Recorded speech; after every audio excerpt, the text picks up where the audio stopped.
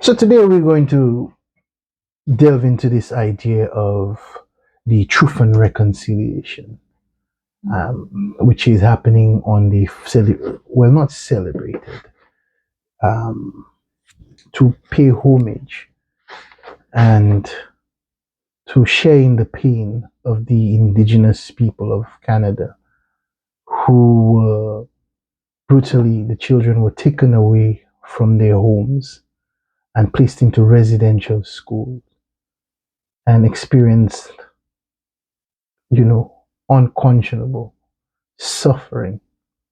It's recorded that right now they are still finding graves of indigenous people on the lands or the schools where the schools used to be. So this is where we are at with looking at this idea.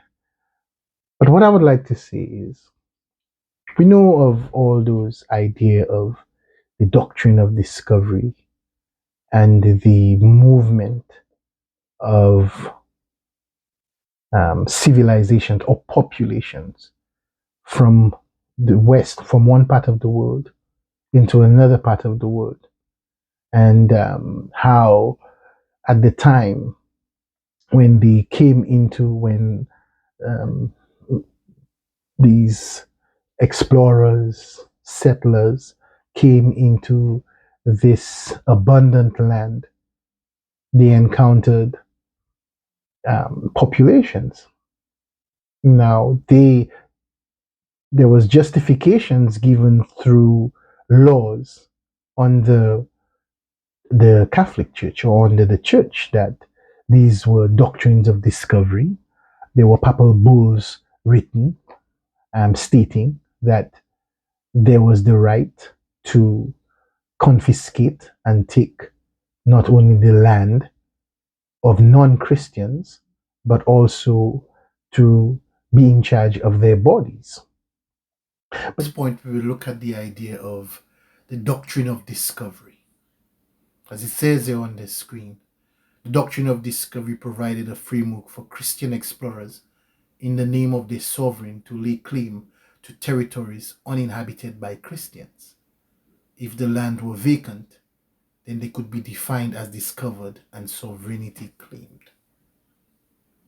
So on this day, where we're looking at what happened to the natives, the North American indigenous people, native to the land, and on the schooling system that was run by the church and following the doctrine of discovery and the idea of Christian doctrine. So, we're going to just basically have a little chat about the idea that today is the 30th of September and it is Truth and Reconciliation Day.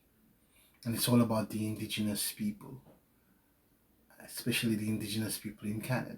Kudos to the Canadian government for making this day a legit holiday in recognition of the atrocities that happened in the residential schools and the damage that it has done to the indigenous people. But it is very sad that the amount of knowledge that was lost. Take, for example, the idea of taking care of the environment, the way that indigenous cultures looked at animals and land was very, very different from the idea of what we have now as private property. And we're living in this time where you can consider what's happening to the environment and the environmental catastrophes which we're experiencing. While some may say this is a natural cycle of the planet or the earth, but what cannot be disputed is that there was a different way of doing things which the indigenous people which were encountered in the Americas were living in harmony or with a different type of approach to the custodian or taking care of land and the animals, right? When you kill buffaloes for their hide to sell by the thousands as opposed to killing buffaloes to provide clothing just for your tribe, just when you need it, and not to sell. It's a different outcome. And there you have this idea of mercantilism. The merchant comes in and the merchant wants to make as much profit as possible at private property. And so those new things were introduced into our culture. And it was considered that it was bringing civilization to those cultures, but fueled by profit seeking.